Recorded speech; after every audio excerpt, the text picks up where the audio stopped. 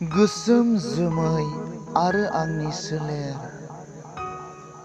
गोसोम जोमैफोरा साग्लोबफैयो सम सम आंनि सोलेरखौ आरो मिनिनायनि बुब्लिखौ बुफ्लेफैयो हरखाबैनो। जेन' जिउनि आंगो आंहा सोरबा गोमाजानाय बादि।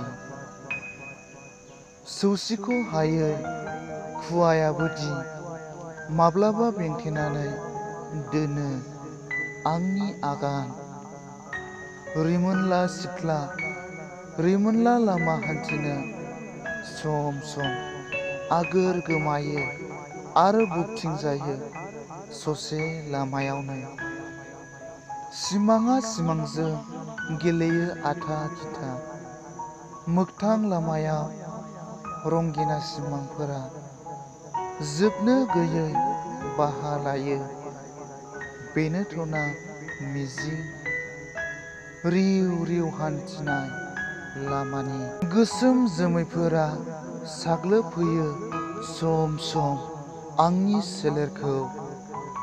बिनोथ'ना मिथिंगा बिखानि बुब्लिनि गिदिं खननाय।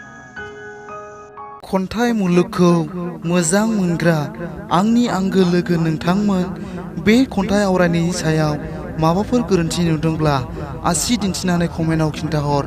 आरो जुदि मोजां मोनदोंब्ला आंनि इउटिउब चेनेलखौ साबस्क्राइब, लाइक, शेयार आरो कमेन्ट खालामनानै होनो दाबाव, जाहाथे आंनि गोदान गोदान खन्थाइ आवरायनानै आपल'ड खालामनायखौ नोंथांमोना बयनिख्रुइबो सिगां मोननो हानाय बादि।